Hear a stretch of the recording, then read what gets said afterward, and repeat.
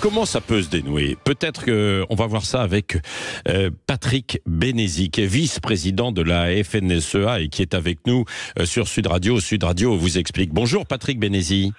Bonjour. Bon, comment ça peut se dénouer? C'était la question qu'on posait à l'instant avec Arlette Chabot. Pour vous, comment cette crise peut être désamorcée?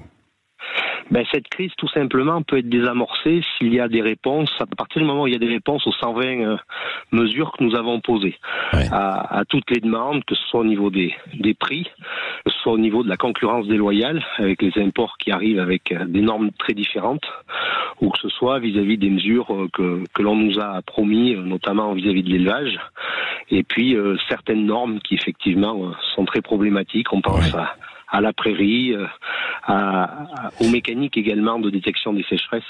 Donc toutes ces mesures, elles peuvent se régler. On comprend en revanche que toutes ne peuvent pas se régler immédiatement, en 48 heures. Ouais.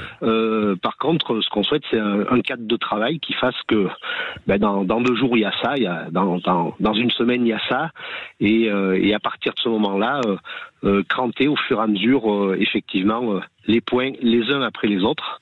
Bon, grosso modo, il y a des choses qui peuvent arriver très vite, par contre. Oui. Grosso modo, vous voulez un calendrier, quoi, pour résoudre l'ensemble des problèmes que vous rencontrez. Ce qui peut se régler très vite, alors, Patrick Bénézy, c'est quoi? Certaines mesures, type par exemple ne pas signer, ne pas ratifier. La France a son droit de veto. Ouais. On a attendu hier qu'il fallait aller à Bruxelles pour voir si le Mercosur se signait ou pas. Enfin, les accords de libre-échange en cours. Mais là, pour le coup, très très directement, le président de la République peut dire je ne signerai pas, j'utilise mon droit de veto. Ouais. Par exemple, ça c'est des choses très très très rapides. Les mesures de surtransposition, un cadre législatif qui appuie notamment les politiques des États généraux de l'alimentation pour affermir et pour permettre à ce qu'on soit payé au minimum au coût de production. Il y a quand même certaines mesures qui peuvent se prendre très rapidement et d'autres dans la foulée avec des délais quand même malgré tout assez courts. Oui, c'est ça. Est-ce que vous ne vous êtes pas trompé de destination en roulant vers Paris? Est-ce qu'il ne fallait pas rouler plutôt vers Bruxelles? Même s'il y en a certains qui l'ont fait d'ailleurs hier soir, j'ai vu. Alors déjà la mobilisation, elle est sur tout le territoire. Il ne faut pas oublier ça. Effectivement, il y a des blocages autour de Paris, mais il y aura aussi autour de Lyon. Il y en aura à Clermont-Ferrand. Il y en a d'ailleurs à Clermont-Ferrand. Dans chaque département, il y aura des choses de fait. Donc la mobilisation, elle reste nationale. Et il y a effectivement en plus des opérations qui se feront cette semaine, qui se sont pas faites la semaine dernière.